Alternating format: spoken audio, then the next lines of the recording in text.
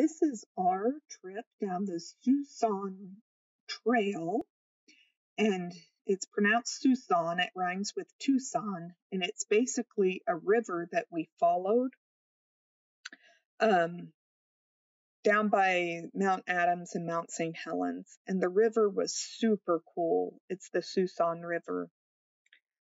There were different branches that flowed into the river, different creeks along the way. But what made this river really unique was all the waterfalls.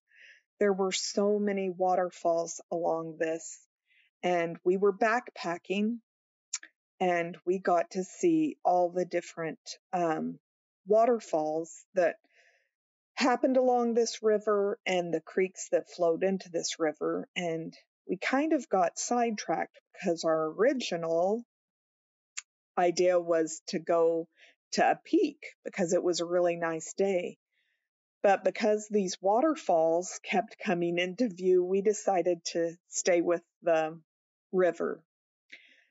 So after about 1.5 miles, 2 miles, you just come to a series of waterfalls that are just breathtaking.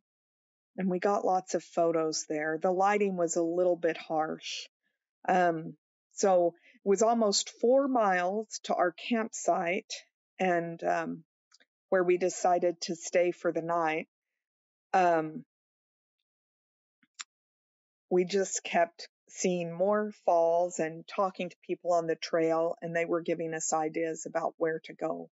This was my favorite. It was Chinook Falls, and we had to cross a big tree to get to that one, to get those pictures. So right along the river, I'll draw the trail in brown. The trail pretty much followed the river, and there were bridges and things. There were also some side trails that you would want to know about as well. Right there was a trail we tried to cross, but we weren't able. I'll tell you about that. This is the final bridge to our campsite, and that triangle is where we camped. It was just so amazing there. We loved it. We were in between a couple of waterfalls. It was loud. The Wildcat Trail is where we really wanted to go, but we got there and we could not cross the stream at all because we were trying to get to that peak. We wanted to see Mount St. Helens, and we heard you could from these peaks.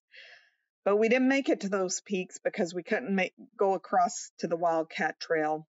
And we almost did that horseshoe ridge, but there would have been no view and it would have been hard to do. So I recommend just staying on the Siouxson Trail.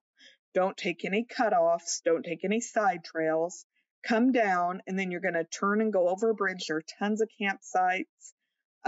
And I think we got the best campsite right there. We could go down and filter our water, and we just had a really fun night on the Siouxson Trail.